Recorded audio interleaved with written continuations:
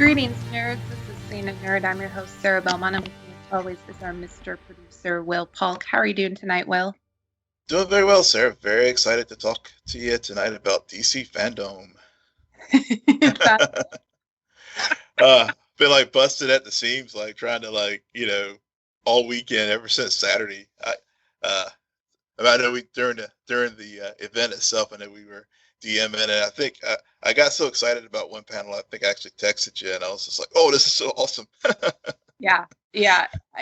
I so my plan worked. Yeah. I went in low expectations. I thought it was going to be exactly how the crap show that was Comic-Con this year virtually played out again. Hmm. And it wasn't, because the attention to detail and the thoughts of, you know, this is going to be an experience. We're going to make it international. This is an event, and they really followed through and everything. I mean, yes, was it cheesy? Absolutely. Yeah. But at the same time, I'm sure a lot of us going into it, we thought we would check out a panel here, here, and Hmm. here. I had the whole thing playing all day, Yeah. and it Same was just here. background noise. And then every now and then I would hear something and I would switch back to it. And panels that I thought I wouldn't have any interest in, I was surprised by who got invited onto the panels. Hmm. And I ended up sticking around. And overall, it really did felt like a true experience as close of an experience as you can get to actually being at a Comic Con type of event.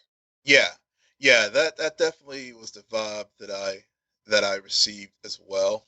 That because we were talking about this on I think our show last week, but also just offline about how we've been missing that event level thing in 2020. I mean, there's Mhm. been obviously pandemic things have been shut down and whatnot. We were hoping that Comic Con would somehow still fill the void. And granted, Marvel and DC were not at the event, Right. so so so the big gals in the room weren't there to build that level of excitement. But how we did have that Comic Con experience because literally from 1 o'clock Eastern till literally on Sunday, there were in the top trends in the U.S. and even probably worldwide, there were things that happened at DC FanDome that you would normally see during the Comic Con weekend. Right. Like I'm sure a running hashtag was Jake from State Farm. Mm, Okay. yeah, yeah, that was the big He, trend for the whole weekend. Yeah, forget he, about Batman. I was all about Jake from State Farm. I don't mean to take the light from the big Cape Crusader. However, Jake from State Farm came, he delivered, and I kid you not, at future Comic Con conventions, you better bet people will be dressed up as Jake from State Farm, because Yes. every time he would pop up, you'd be like, whoa, oh, this isn't a one-off thing. And that's actually something else I want to bring up about the experience is it, as much as we keep equating it to Comic-Con, there's also something about this that I noticed about it halfway through where Comic-Con, all of the panels are the same thing again Mhm. and again. It's just different cast, quote Yeah. unquote, different questions, but not really. Each of the panels were structured differently, specifically when they did bring out the big name celebrities. I mean, you had a cast of Wonder Woman play the werewolf game towards the Yeah. end, even though they kicked off the panel at the beginning. You had people go through the favorite moments of the series. I think that was the Titans panel, Yep. and then the Flash panel on the flip side was all about what will season 7 be. So I also think they smartly, they knew it was streaming for 24 hours, so they didn't want to repeat the same shtick time Yep. and time again. So every panel and every time you would move your focus onto a different IP, it was rejuvenated by new faces, new people, and a new concept almost. It was, and another thing that I liked about the event too was obviously, whenever we first got the schedule and saw all the big panels and things, and like, oh yeah, definitely going to see the Batman, and definitely going to see the Suicide Squad or Wonder Woman, etc. But there were a lot of the transitions in between the big tentpole events.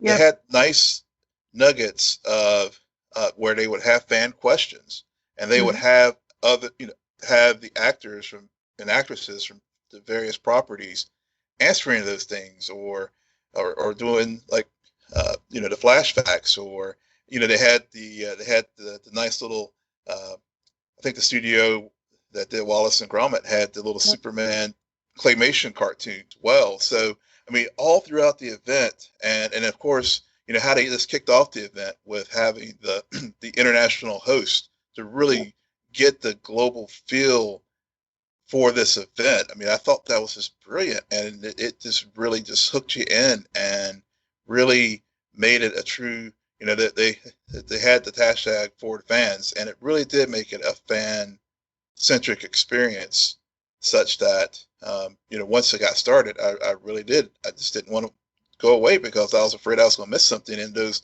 little Yeah. segues in between the big panels that of course gets all the news, but there was a lot of good content that was just put out there in between those big segments. Yeah, I think it was um exploring the multiverse Mhm. is when I stuck around for it, and I saw Greg Berlanti, and I'm like, oh, he's here. I thought TV was next month, but oh, okay, I'm curious. And they did a nice mix because everyone's in the same situation. We are working. However, it's COVID. Mhm. Theaters and release dates are all over the place. And we have projects that we've had to quote unquote shelve because they're complete, but we want to get the biggest bang for our buck. So we can't release them. And then we also have projects that we started and we haven't finished. And then we also have projects who we've talked about since 2014, Rock, Yep. um, and have yet to deliver. And yet at the same time, I still felt like every time they knew how to create the balance of like reminding us of everything that they have delivered on Hmm. for the past few years, and then also everything that laying the groundwork for what could be go ahead. And also just focusing on DC Hmm. allows them to explore all like go 360 degrees around Yeah. this product and say when you come to this you're only expecting Batman. Well, we're going to talk about everything in between and all of this other stuff we're working on, and almost make you realize just how big that multiverse is Hmm. and everything that they've currently done, which I thought was genius. I mean, you even Yeah. have Harley Quinn, not Margot Robbie, but Harley Quinn from the animated Yeah. show, Yep. do a Q&A. That was one of my favorite moments of of the weekend. She I should. Sorry, I was just gonna say she needs to be the moderator for Yeah. every panel moving forward. Yeah, definitely, definitely. And I'm sorry, folks, if you missed it. I mean, I know a lot of platforms were live streaming as well, and if they haven't gotten a copyright notice, take down notice by YouTube. Go search for it because it is totally worth the. I think it was about a 10-minute or so segment, but you from start to finish, you will be falling out of your chair laughing. It was so good. And if you've seen, and I've about one and a half way through that series, and it totally captures it. And if you're a Harley Quinn fan, go check it out. It's super funny. Um, Yeah, yeah, yeah, but I did like that, and even yeah, and I'm glad you brought up the point about how they really did do a 360 approach to their IP, because obviously most everyone was there for the Batman this weekend. I mean, that was the marquee event. They rightly held it to the very end of the day, as far as the first go round of the FanDome event. But there were things like, for example, the Sandman series, and which is going to be on Netflix. And of course, they did talk about how it got delayed, but at the same time, they did share nuggets about how Sandman is going to be, instead of it, I think in 1914, they're going to update it to be present day. Yep. in the current series. So so Neil Gaiman talked about that, and bringing this character to another form of media. So that so you had that type of thing. The one panel that I was really excited about, whenever we talked late last week about the surprise DC Comics panel, we were wondering, what could it be? Was it going to be Henry Cavill showing up, or Jason? And I should have looked at it more carefully when it said DC Comics, and it truly was a comic, and they talked about Static Shock and the Milestone comic line, and how and for Blurreds, this was, especially in the 90s, I mean, this was a very monumental thing where you had a line of comics that was, and I love the story, how the African American creators, as far as and some of the other folks, talked about how they were at a Comic-Con, and they were talking about creators getting together, and they came up with this idea, and then came up with Milestone Comics, and of course we had Static Shock, who was had Virgil Hawkins had his own line during the 90s, and of course they had the kids WB show, and then the line went away. But Jim Lee, who's the creative content creator for DC now, is bringing the line back, and they're going to possibly have a Static Shock feature film. So so that was a huge bit of news there that was really great, and it really showed how this was a 360 event, and also how Phil Lamar was like joking about, he did the voice work for the Static Shock comic cartoon show, and how of course they were trying make a little plug, but also, again, to your point, how they are bringing some of their IP to other mediums, not only film, but looking at streaming platforms and comic books, and young adult fiction, and so many other ways they can get this out there. So it really, was it a big commercial for a corporate entity that just earlier in the week laid a bunch of people off? Yes, it was. But at the same time, it definitely was a shot in the arm when we needed some just good content out there to really get us, recharge as fans again, and know that there is this broad multiverse beyond just Batman, The Flash, Aquaman, Wonder Woman. All right. Well, yeah, and on that note about the multiverse, let's talk a little bit about Wonder Woman, because she really, in a way, bookends this whole thing. Patty Jenkins, I lost track of how many times she would pop up during this whole event. And rightfully so. I mean, they couldn't afford Gal. I would assume. but this is again a very interesting situation, because have they shot the movie? Yes. Did they shoot it for now what feels as if 5 years ago? Pretty much. Mm-hmm. And they haven't released it. But I like this because I stopped watching the trailers. They stopped dropping trailers. And so this whole panel, and every time we saw the cast, I did start to get excited for Wonder Woman 1984, whenever we will get it. And I think that the trailer they ended up releasing was the best footage I've seen to really get me excited. Remind me that Pedro Pascal is in this movie, which I always forget for some reason. I love Pedro Pascal for some reason. I always forget he's in this movie. And of course, I'm choking. Couldn't choke while you were talking, Will. Only while I was talking. You're just But all choked up about Pedro being in the film. no, I'm not, because I keep forgetting he's in the film. It's not what has me. But and I think from what I gather from not only what they talk about at the panel, but also in the trailer, Jesus Christ. Yeah, I love that.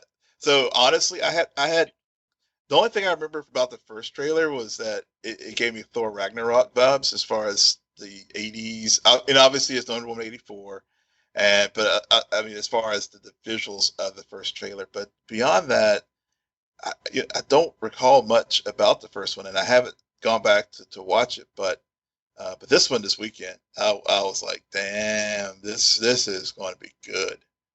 Yeah, I think it tells you Max Lord does something, Hmm. because suddenly everyone gets what they wanted. And what is what Gal wants? Gal wants her Chris Pine back, which we all want. Yep, we all want Steve Trevor back. And I for whatever reason I didn't pick this up when they were initially doing press, that he's the fish out of water, which I think is a good spin. I mean, sequels always fall into that trap. We're going to do exactly what we did the first time around and it's going to work again. It's like, no, you can't. You have to change it up. And so they're switching roles and everything. And on top of that, they're going to have Cheetah, who's someone we don't know exactly yet, but who's going to be familiar with Diana Hmm. and Wonder Woman and become envy. And so there's a lot of envy between these between her and Diana. And she ultimately decides to make herself an apex predator, which great line, great sequence for how they delivered it. And then we get that badass fight scene at the end.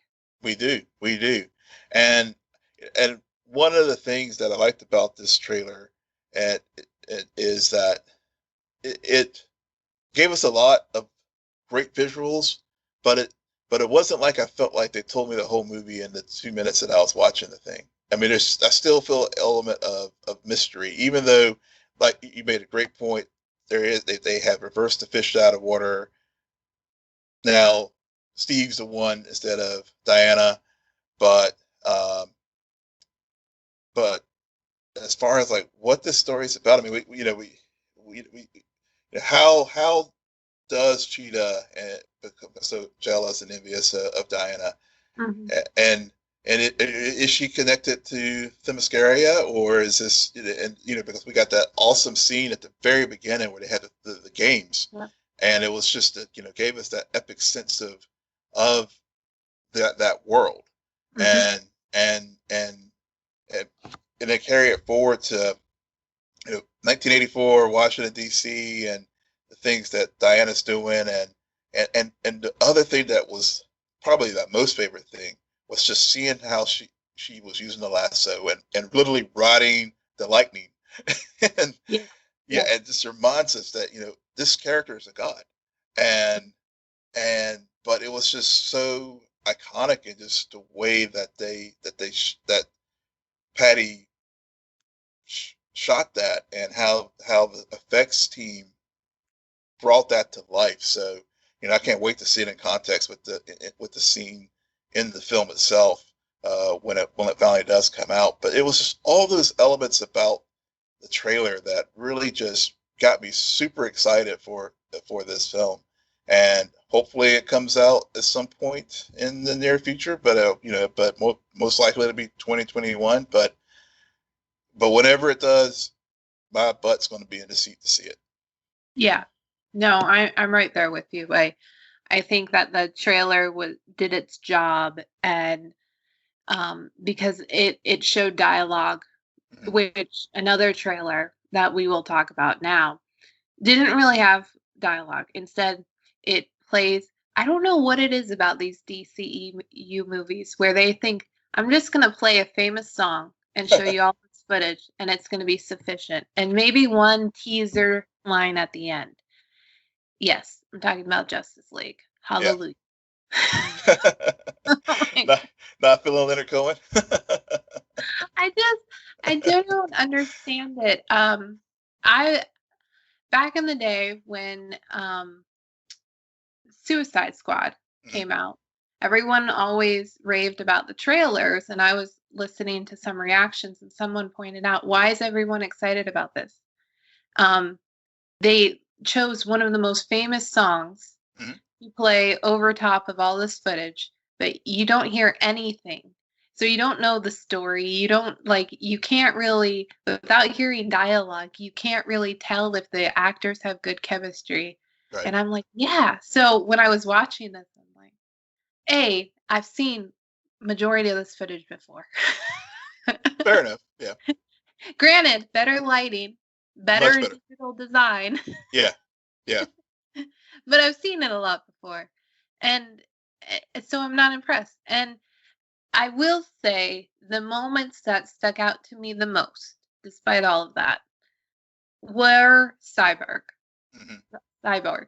And maybe that's because I'm more connected to that character now, having gone through 2 seasons with Doom Patrol and Vic, and knowing the relationship between him and his dad. Yeah. So maybe that's why. Now, am I going to watch the 4-hour extended Snyder cut of Justice League? Probably will. Not because of the trailer, but because I'm curious by nature. Yeah.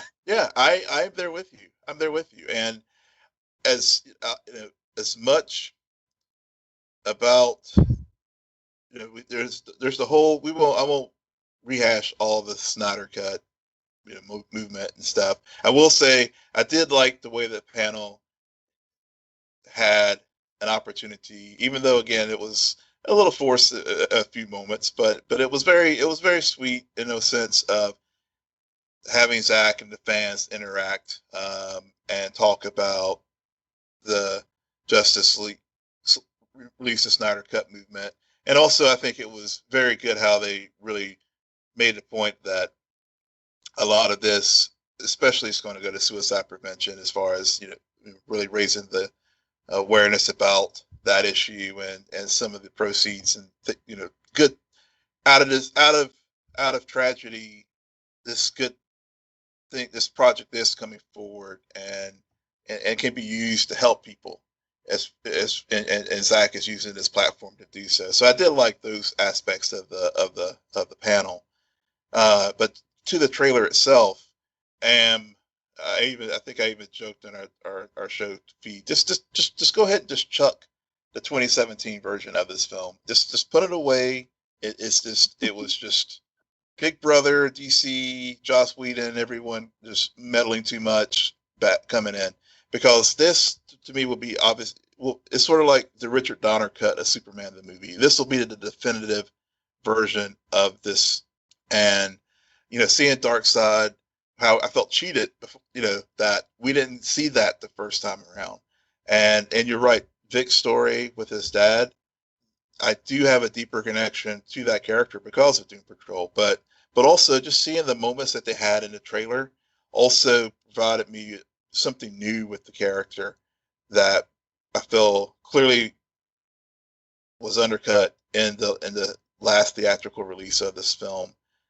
Barry and the Flash and Iris. I mean, you cast Iris West and you don't put her in Justice League, and so I was happy to see her show up in the film, and then also, of course, Zack teasing that Barry's going to do something that he hasn't been done before as far as space-time travel. So we did get some, so we did get a little bit of tease of some things that we're going to see in this 4-hour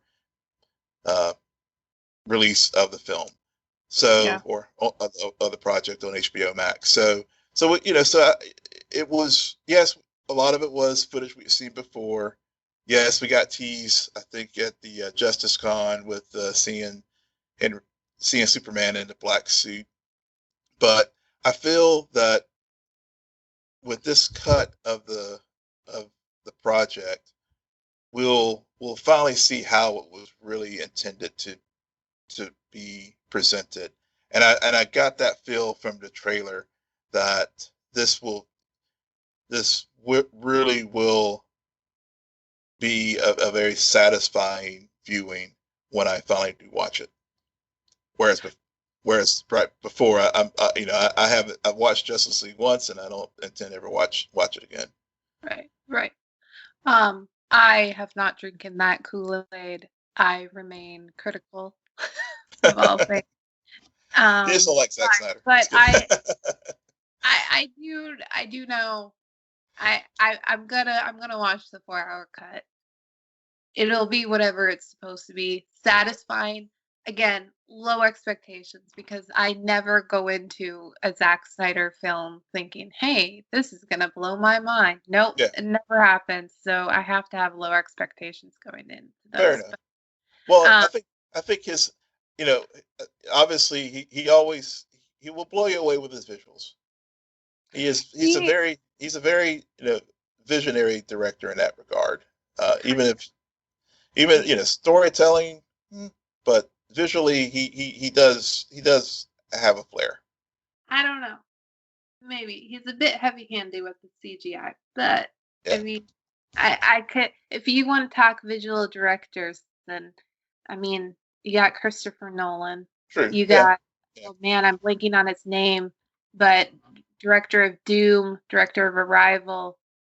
Oh, Shoot me that name because it's right on the tip of my tongue, and we can't focus on this, but it's hard when you have that as competition to say like blow you away with visuals.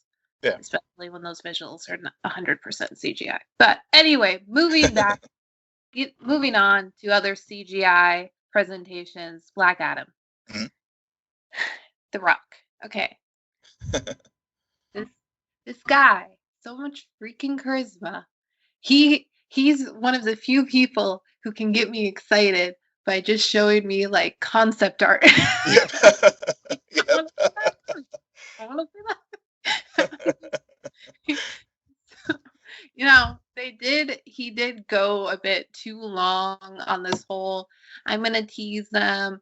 Is he an anti-hero? Is he a villain? Whatever. He's justice, and the whole hierarchy of the DC universe is about to change. You get it, Rock. But you've been talking about this movie since 2014. Yeah. Yep. This is the closest we've come to anything. Mm-hmm. Anything. Yeah. Yeah. I also did not know this, and for some reason I had buried in the back recesses of my mind that Noah Centineo got cast in the movie as Adam Smasher. And so when he popped up, I was like, oh yeah, no. Yeah. But what is with this trend? Everybody wants to do JSA now.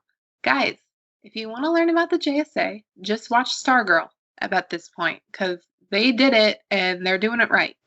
Yeah. Yeah. It's amazing. The golden age of DC is like brought to the forefront, and so they're going to have Dr. Fate and Hawkman, Cyclone, and Atom Smasher. But you're right. Stargirl definitely did a very good, solid portrayal. Yeah, and it's not that Just I'm not Justice looking Society, forward excuse to this me. version. I think it's funny, and I think it's credit to the Flash actually, because the Flash introduced Jay Garrick and became a prominent character in that whole series, and so now we have both a show and a movie featuring JSA members. Good thing they got a long roster. Yeah. Yeah. Good thing, but no, he could have been selling us on, I'm going to read the phone book for 2 hours. Mhm. And I've been like, I am so here for it, Rock. Yep. Yep. The Rock is, I think, he is one of those few individuals right now that, regardless, yeah, you're right. I mean, he could be reading the New York phone book, and I'm there because he's just a natural showman. And I don't know. I think, was it the Kevin Smith interview or something I was listening to recently where they talked about The Rock and how he is just a hard worker, and he'll just like show up and do the junkets and do the promos and stuff, and just his sheer energy of of an individual that he is, and just the hardworking nature of him. And I think that's part of his appeal too. I mean, he really, whatever he's doing, he's 100% committed to it, and that enthusiasm just bounces off the screen. Yeah, yeah, absolutely. It is interesting to go from that and then into the Shazoom paddle. I noticed that touch on the screen when I Yeah, was yeah. watching that they called Zoom. I like it. I like Oh, it. But yeah. I mean, it's a different type of charisma. Zachary Levi Hmm. and The Rock. Hmm. And Zachary Levi, the shtick went on a little bit too long. However, the moment they introduced Sinbad, Yeah. yeah, okay, I get it. You guys, you got it. And when Sinbad refers to Zachary Levi as John Krasinski, Yeah. I was that. I Yeah. was that was genius. Yeah. So freaking genius. I mean, if only Josh Dallas was a bigger star, because Josh Dallas is who played, I think, originally that character in Thor Hmm. that Zachary Levi then played in the second one or something. They were like ships in the night. Yeah. That would have been really, really brilliant. However, I will take John Krasinski. Short, sweet, to the point. Hmm. It was. Couldn't tell us anything. Didn't matter.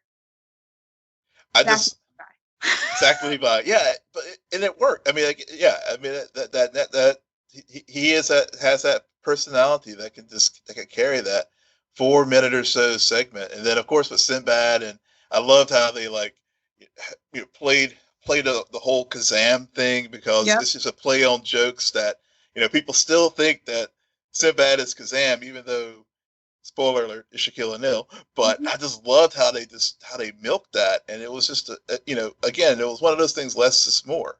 You don't Mhm. need to have 20 minutes, because I was thinking of we were talking before we recorded about listening to other commentators and stuff, and I remember prior to DC FanDome, like I think it was like John Campia and a couple other people were grumbling about the length of the panels and stuff, but this event again shows how you can do a whole heck of a lot to sell your product and get people hyped and talking about it by doing just a very simple thing of calling something Shazoom and dropping a John Krasinski joke and a Kazam joke.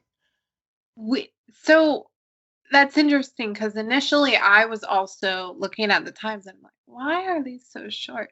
They don't have anything to tell us. They Right. can't.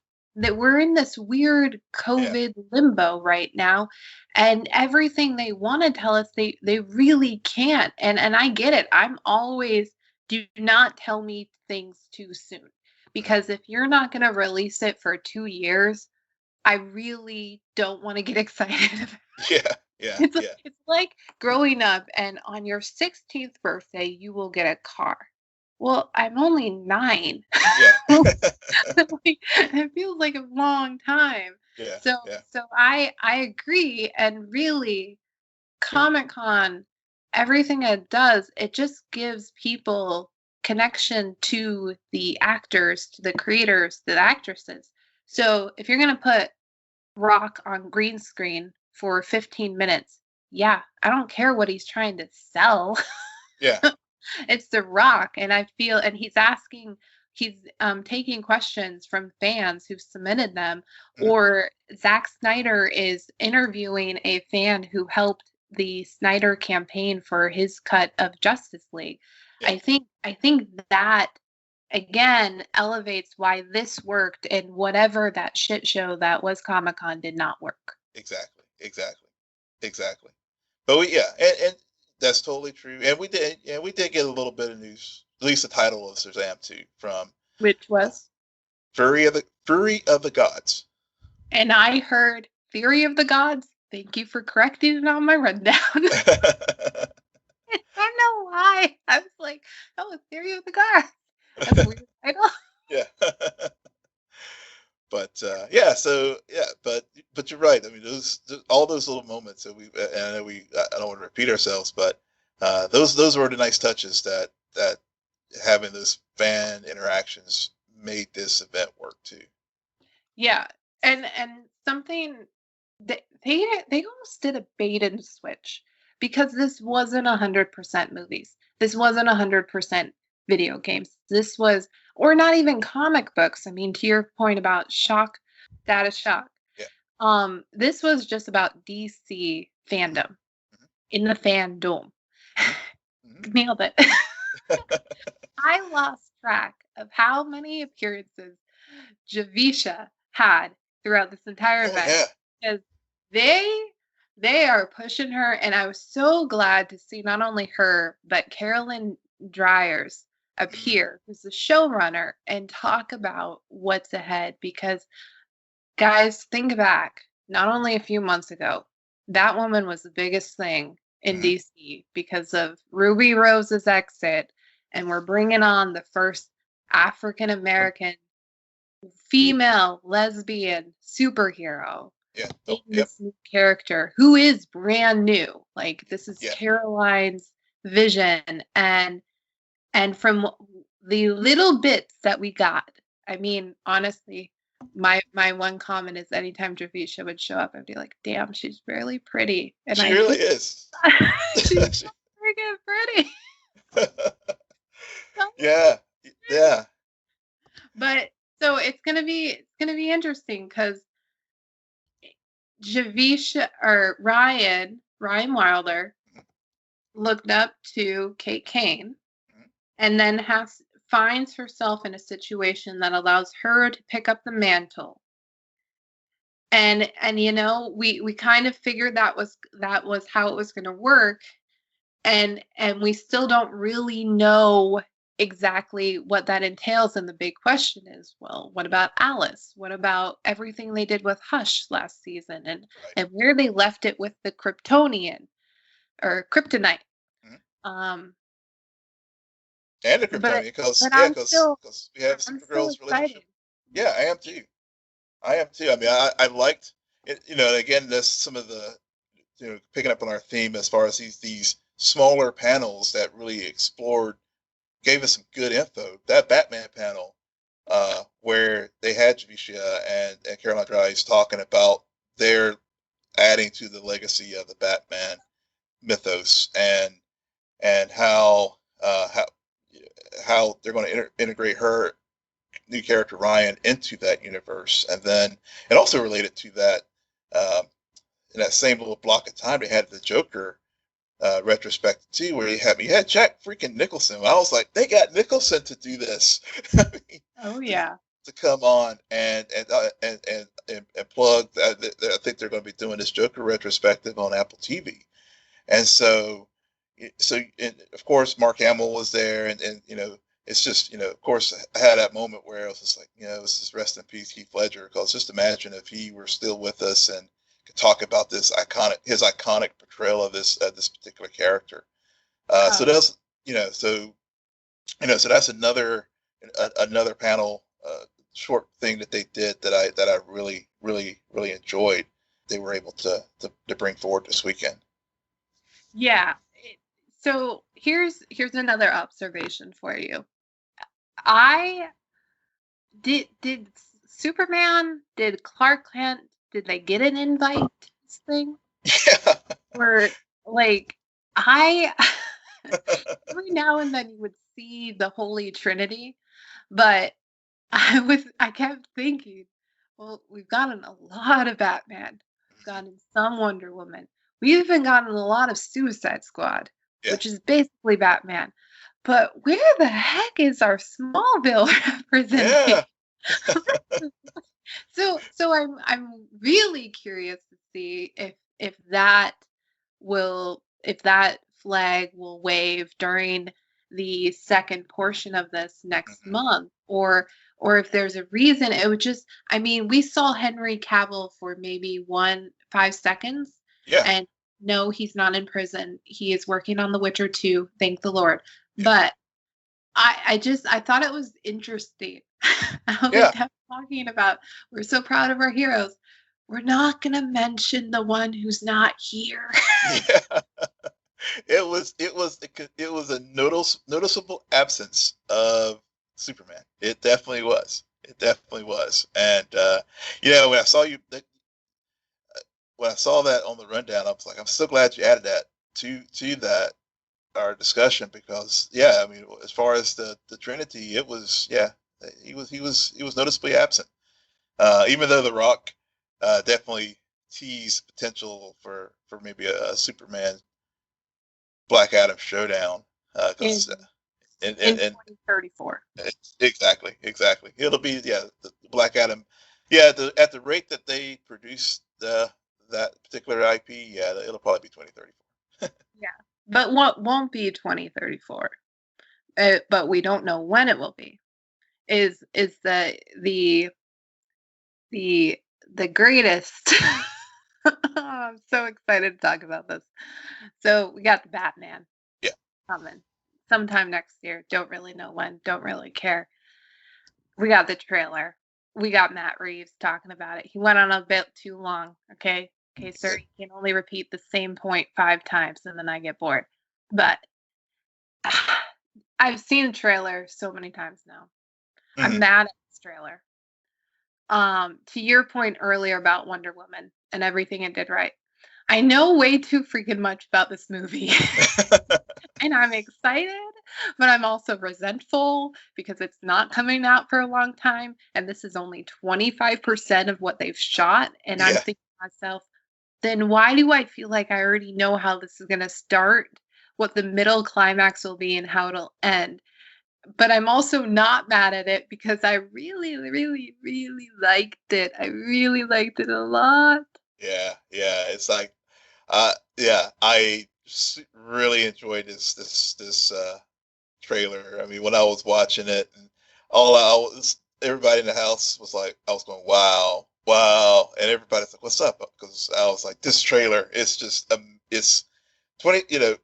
He's, I know that Matt went long as far as setting it up, Hmm. and damn you people. I saw on Twitter that it was trending. I didn't go look at it, so because somebody leaked it.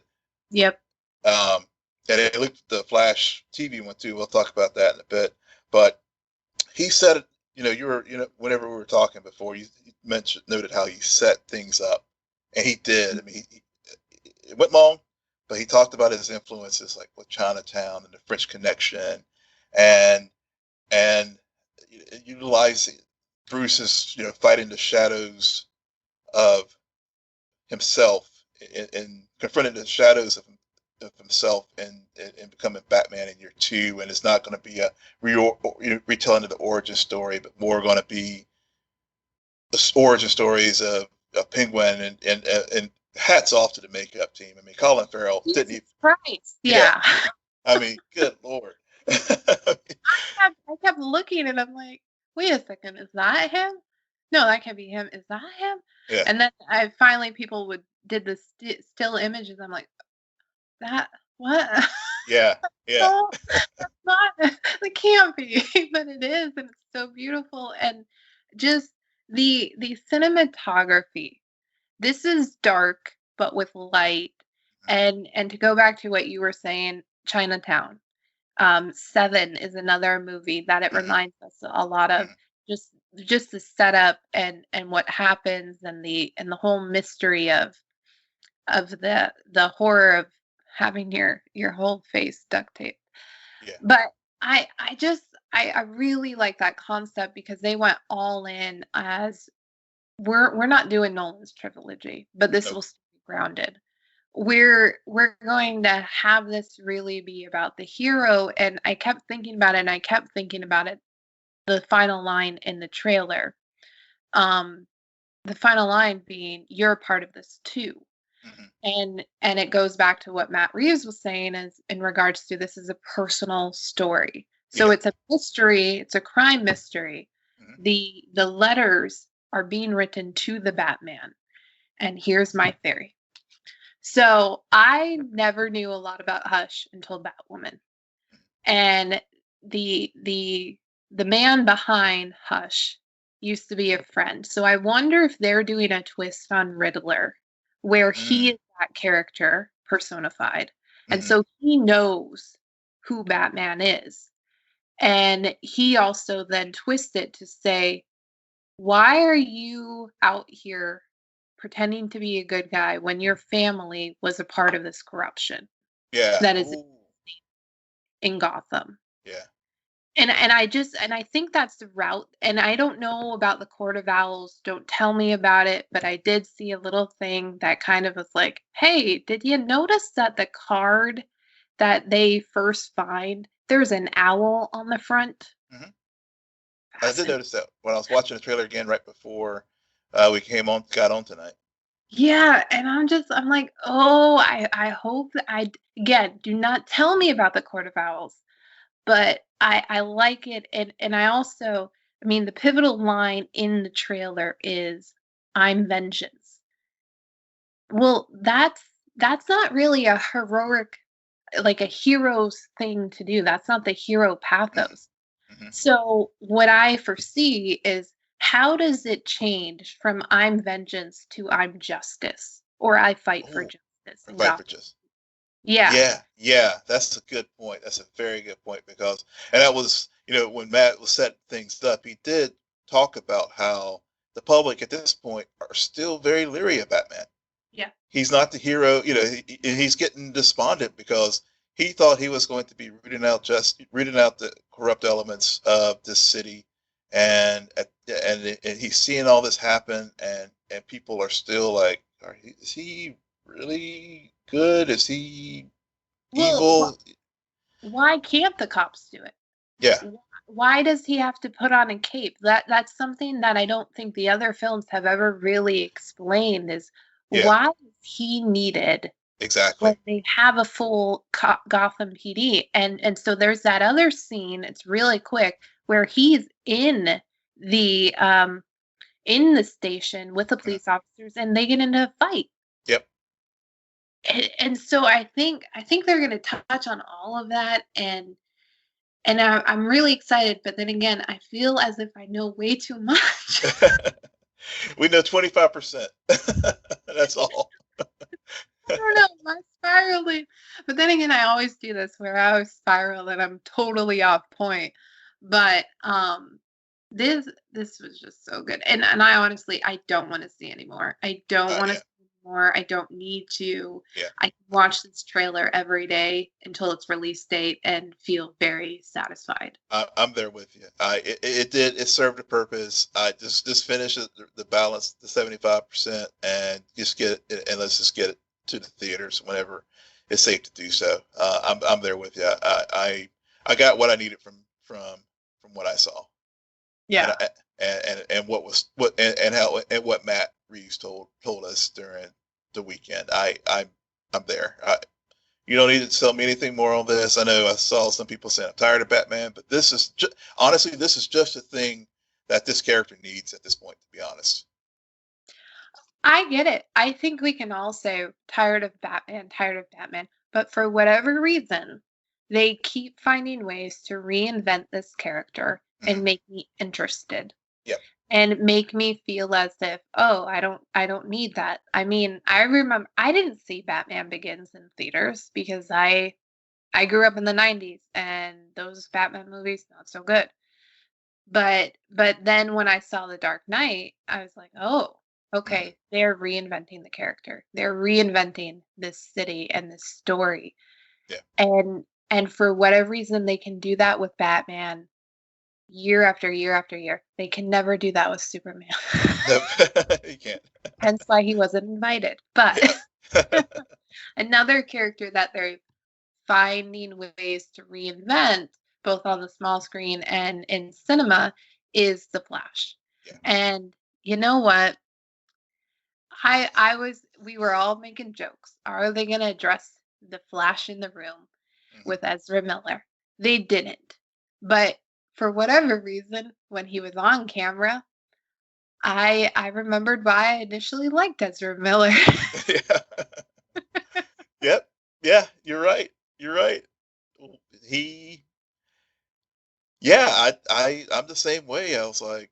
okay. Oh yeah, that thing that happened back in Iceland. Oh, but yeah, I mean, Ezra, the quirky, goofy 2020 version of Nick Cage. I mean, which he played it well.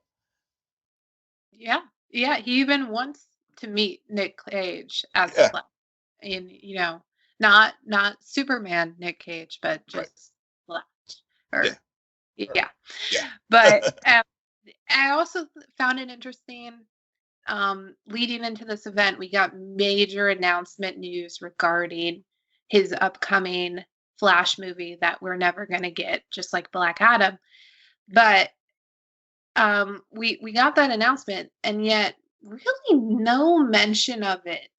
I yeah. mean, we saw one image, a minor note about it, but not really. This wasn't the focus, and I appreciate it Mhm. because yeah, they're just putting together the pieces. They're not ready to really talk about it. Yeah, They don't have a title. They can't do a Shazoom, a flash zoom. So they didn't really address it, and they honestly left it more up to the cast of the Flash on the CW yeah, to really talk about the story that they're brewing for 2021. yeah. But yeah, Okay, so here's my first question for you, Will. yeah. The Flash panel. Mhm. Has that cast watched the first half of season 6? If they did, it probably felt like a lot like we did, which is just get us to Crisis already. I don't know. They kept answering questions and referring I to will. 6A. And I Well, was like, I will say there were elements of 6A. I did like Blood Work. I thought it was a very compelling character. The death of the Speed Force was a good angle, and and all leading up to Crisis. So I mean, there were some good pieces of of that of 6A. you But remember the episode that neither you or I could really get through where they were running around from zombies? oh yeah, So, I try to yeah, black that one out. I was just like, uh, and I can't remember the rest. I remember that episode and the final testament of Barry Allen, the last testament, where yeah, him and Bloodwork really get into it. That's all I remember from yeah. 6A. That's all. Yeah, yeah. I remember blanking out the one, and then like yeah, the last te- what was it? Last Temptation of Barry Allen. Yeah, yeah, that's what it was. Last Yeah, Temptation. And I thought it was funny because when they released their trailer, I was watching and I'm like, have they even started filming? This is a lot of new images. Wow, so what here, have they been doing? so this was 620. Remember, COVID cut. Exactly. Yeah, so they're pulling the Titans. Except Titans intentionally decided to hold their season, their show until the Yeah, I was previous gonna season. say there. I wouldn't equate that necessarily to Yeah, pulling the Titans, yeah, considering intentional yeah, or not. yeah, But no, I recognized that when they were talking about it on the panel, and I was like, oh yeah, okay, now I get it. Now I get what they're going to be doing. Um, it just makes me more mad at COVID because I would have probably really appreciated 620. yeah, yeah. Me too. Me too. I do want to go back to something you said, that how the Flash movie really leaned in on the Flash TV show and tie it back to the multiverse conversation Yeah.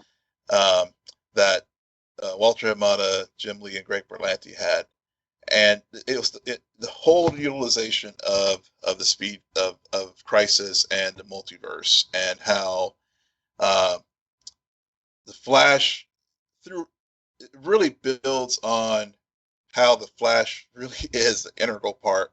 I know there's a Trinity, but the Flash is sort of the glue that holds the whole multiverse together. Because, damn it, Barry is a line we joke about all the time, but between Flashpoint and the original Crisis on Infinite, the original crossover where the Flash of Two Worlds comic book, where the multiverse was established, really, we got to see that play out here in 2019, 2020 with Crisis on Infinite Earth with Ezra Miller and Grant Gustin's version of that.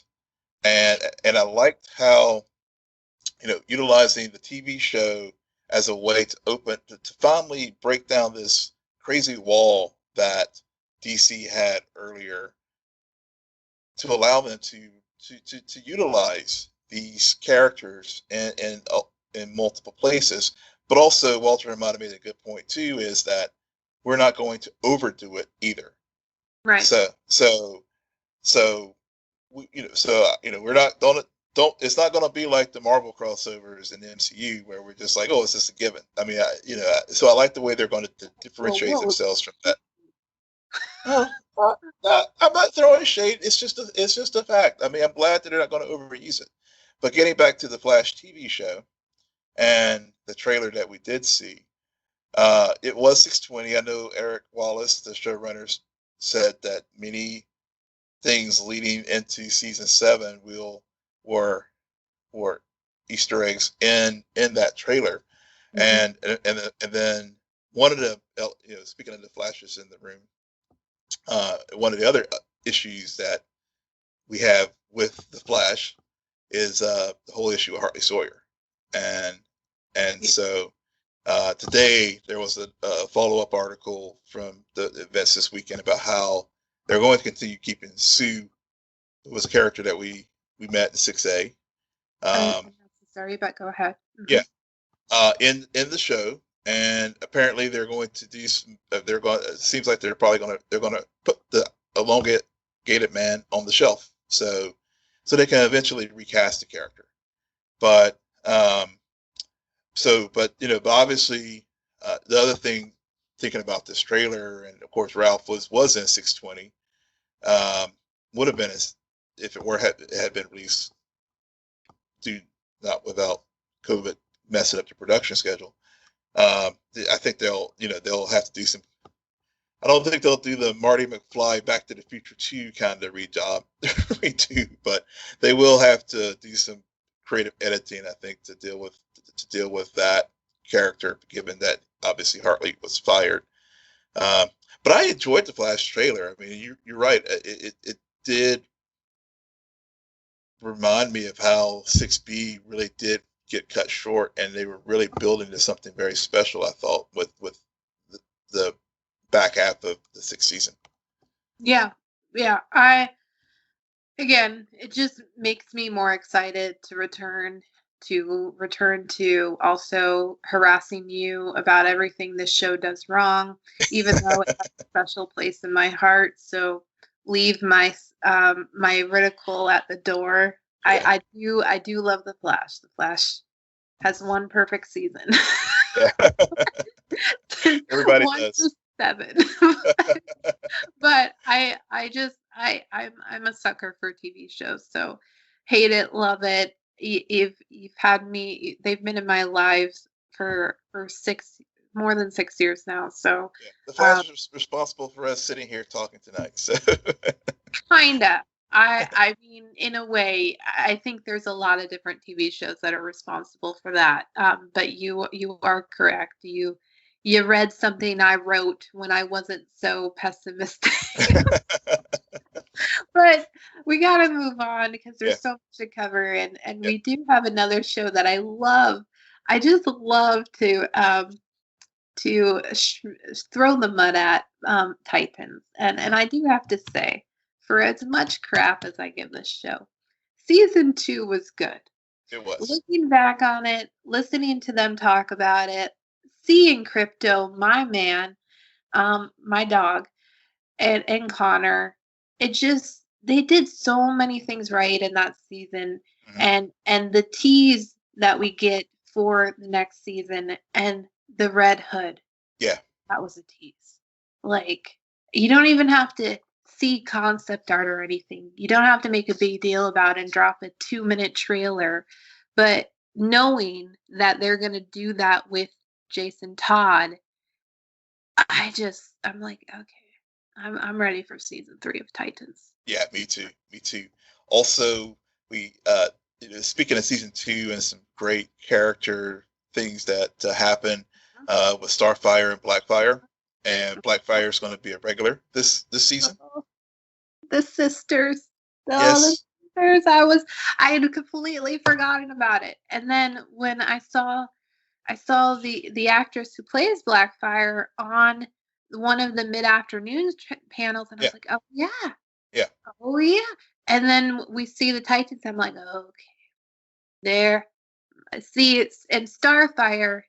Remains my favorite in the entire show. Hmm. And so knowing there's going to be a huge focus on her and her sister. Yeah. Yeah. So we get that. This is going to be my season, Will. My I think season. it is. You stuck it. You stayed with the show, and your loyalty is going to be paid off. And yeah, so I thought Barbara Gordon. I mean, yeah, Commissioner Barbara Gordon. yeah, we got Commissioner Barbara Gordon. We're going to get Scarecrow, Hmm. and of course, it will. Now at the end of last season, we see Dick grow into Nightwing. So we're going to have Nightwing. I mean, it's just I am really looking forward to Titan season 3. Yeah, absolutely. I love it. Again, these panels, all they did was just remind me why I love this genre and Mhm. why I love all of these characters. I even love to hate them. I like to criticize them, give them a bad time because the stories underneath all of that CGI and makeup are really good. And Yeah. I one of the panels touched on this, and you and I have talked about this.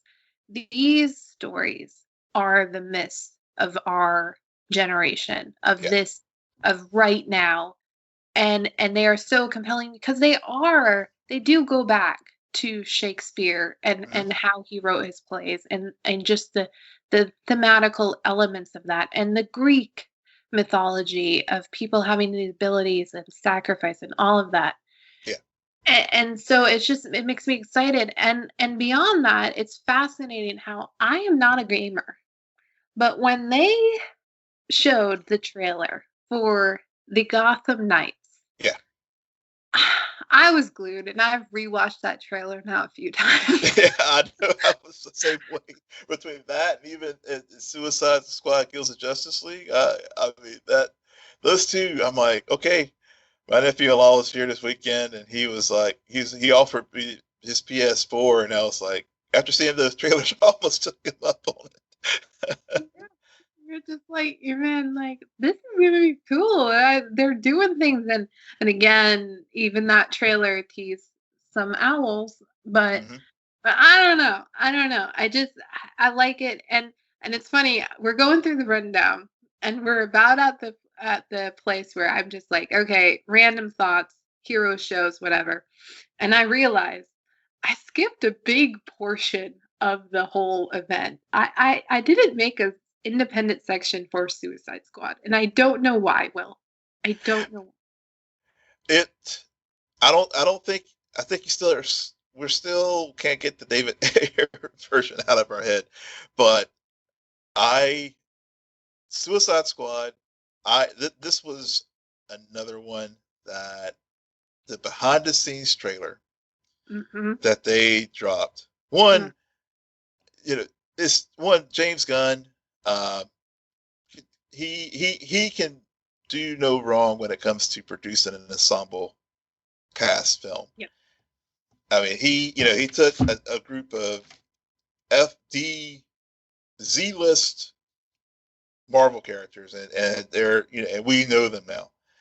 So the potential that we see in this making of the Suicide Squad film, just it was just amazing. I mean, I'm just like, this is another one of those like, okay, get my ass in the seat, go ahead, take my money, Yeah. because obviously you have. I mean, it's the yeah Guardians of the Galaxy meets Dirty Dozen meets 70s gritty war action film Apocalypse Now. I mean, it's just amazing, and I love the way that panel was set up with the you know where they had the roll call of all the cast, and then it had the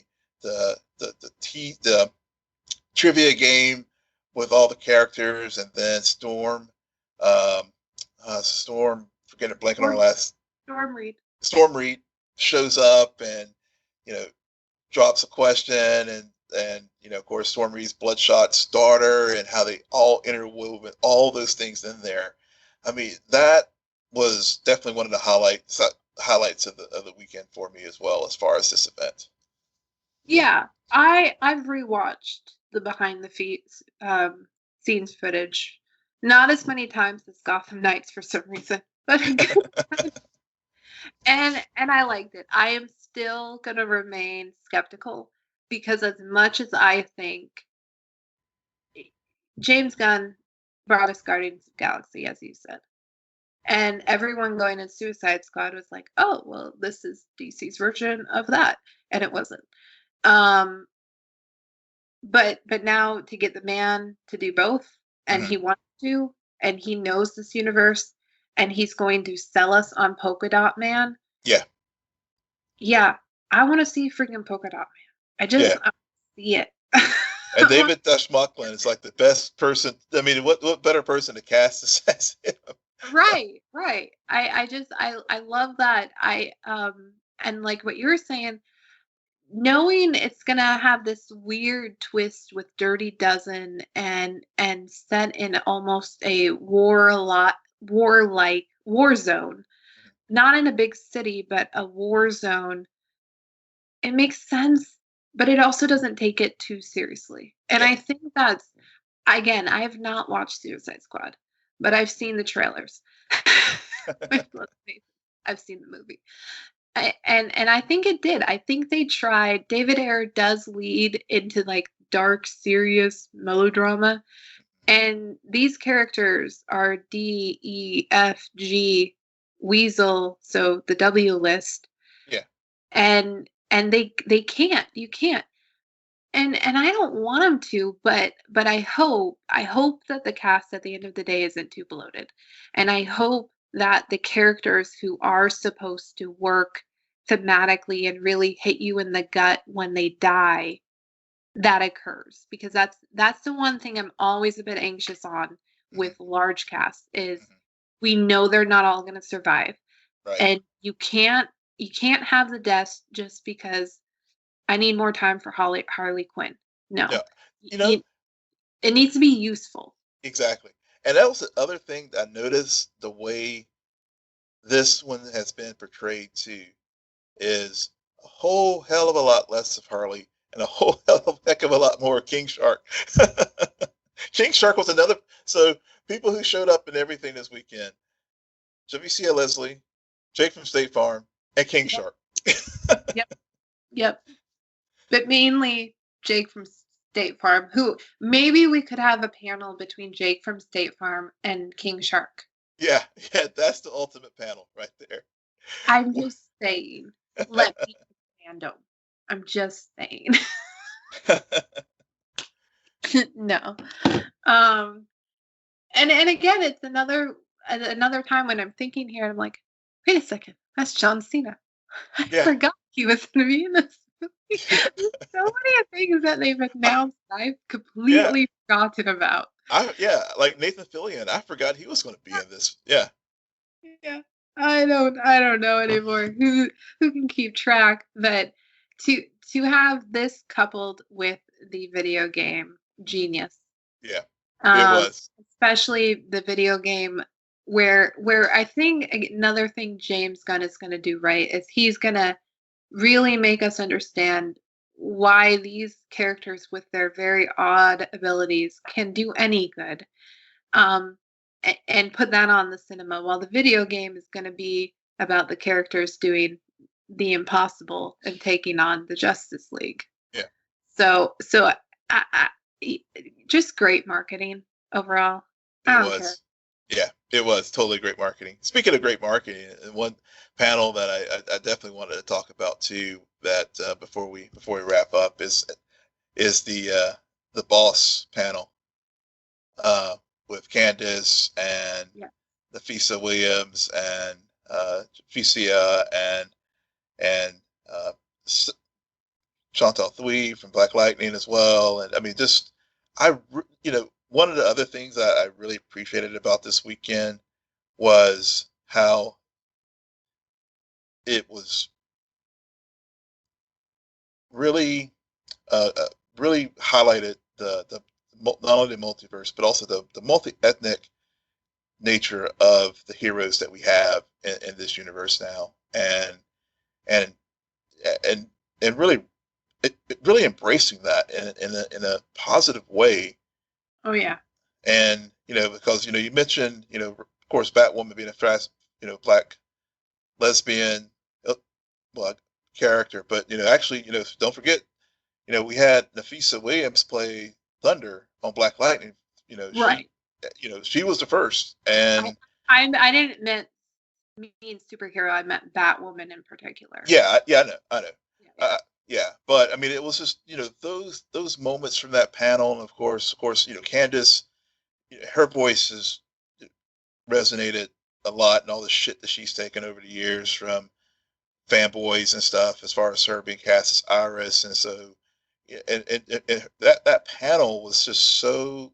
I really was encouraged. It really was um, just very uplifting panel that I was happy that they put that together. And then of course the after party with D Nice on Instagram was so dope as well. But also but for me as a blurred, it was just I just really appreciated that, and I'm glad they had that, and really, and then also Jim Lee and when he had with Bing Chan with the Asian, and but also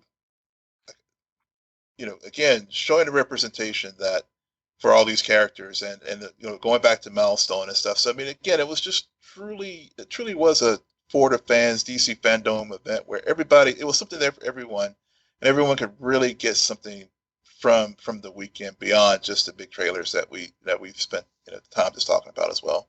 Yeah, and I think it was a reminder of everything that DC has done in terms of representation and bringing characters who are diverse and from a lot of different cultures and who have been underestimated and competitors, arguably, that they've done it. They've got all of these. I mean, they've had the first transgender superhero on screen. And they continue to break those boundaries. And so it's not just like, hey, we're going to have this big fandom event. And with everything going on in the world today, it's very important that we bring out our Black actors and actresses and have all of this talk. But no, we're going to back it up and remind you, we've been breaking down these barriers for years, and we will continue to do so. And we'll continue to allow everyone's voices and perspectives to be heard and woven into this multiverse. So I agree. That's a panel that had it been any other year or this been structured differently, I cannot guarantee that I would have gone. I cannot guarantee that that would have been put in my face. But because of how they structured this, I was there, I was glued in, and I'm more thankful for that. Yeah. All right. Well, I think that is it for us and for Jake from State Farm. And King Shark. Gonna be the last one. Why don't you tell our listeners where they can find you? Yes, you can find me hanging out with Jake from State Farm at Will M. Polk, WILLMPOLK. I was supposed to have the last reference, you jerk. And you can find me on Twitter at SJ Belmont, SJBELMONT. Please follow our crew on Twitter at CNN Nerd. Friend us on Facebook, follow us on Instagram, but most importantly, rate, subscribe, and comment on Apple Podcasts, Spotify, YouTube, Stitcher, or wherever you get your podcasts. Good night, Geek Out. You're welcome.